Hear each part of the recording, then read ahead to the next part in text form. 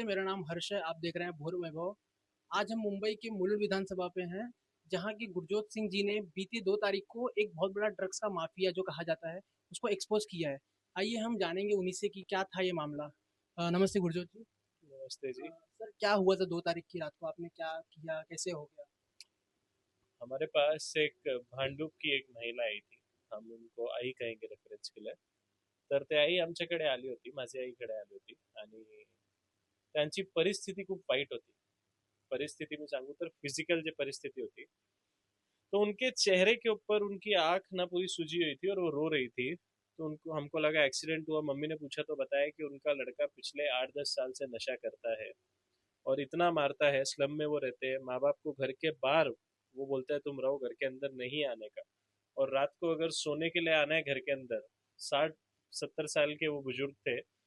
माँ बाप ने कहा कि अगर घर पे हमको अंदर जाना है तो वो हमसे 500 रुपया लेता है, तभी घर के अंदर आने देता है और नशे करता है. तो हम गए वहां पर. जाकर हमने देखा 40 साल का आदमी था. उसको हमने वहां पे समझाया. शिवसेना स्टाइल से थोड़ी कार्रवाई भी हुई हमारी उसके ऊपर.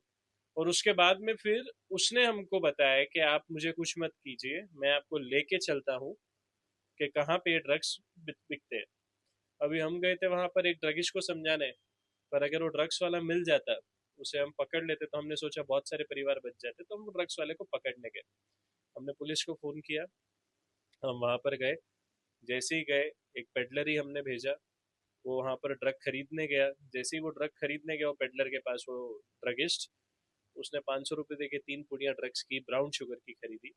और जैसे ही हमने देखा कि उनका ये जो ट्रांजैक्शन या व्यवहार आप कहोगे हो गया, उसके बाद में हमारे गोवंडी के जो विभाग अध्यक्ष है तनवीर खान, और साथ ही में विक्रोली के जो सचिव है गणेश रोकड़े, उन्होंने उनको रेड हैंड विथ वीडियो वहां पर पकड़ा. तो ये जो कार्रवाई हुई, उसके बाद में हमने पुलिस के लिए वेट किया वहां पर. 5-10 मिनट के बाद पुलिस भी आई.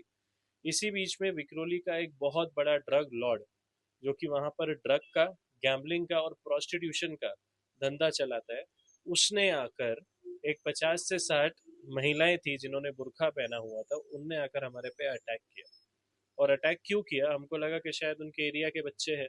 बाद में पता चला कि यही वो ड्रग माफिया है जिनके नीचे कम से कम 100 से 125 बंदे विक्रोली, घाटकोपर, भांडुप, ये 3 इलाकों में ड्रग सप्लाई करते हैं. पुलिस से आपको कैसा साथ मिला, और वहाँ के लोकल एमएलए जो सुनील राउत जी हैं, उनका क्या इसमें रोल रहा? देखो, लोकल एमएलए की मैं बात करूं तो सबसे पहले अगर मैं अध्यक्ष हूँ लोकसभा का, तो मेरे एरिया में ये नहीं कहूंगा मुलुंड तक सीमित है. मेरा एरिया पूरा ईशान्य मुंबई आता है. और विक्रोली भी हमारा घर है दूसरा. विक्रोली में हमारा गुरुद्वारा है. मेरा कामकार पहले विक्रोली में था, मेरे क्लासेस वहां पर चलते हैं. तो विक्रोली के आमदार को, अगर मुझे मुलुंड में बैठ के ये बात पता है, तो आमदार साहब को तो पता होनी चाहिए थी. और जहां तक उनके कार्यकर्ता भी बात कर रहे हैं, तो उनके कार्यकर्ता भी यही कह रहे हैं कि हमारा वोट बैंक ये खराब कर रहा है. तो शायद वो वोट बैंक के लिए चुप है, पर मैं इतना ही कहूंगा कि कोई बात नहीं. वो लोग मुसलमान हैं जिन्होंने वो ड्रग्स बेचा.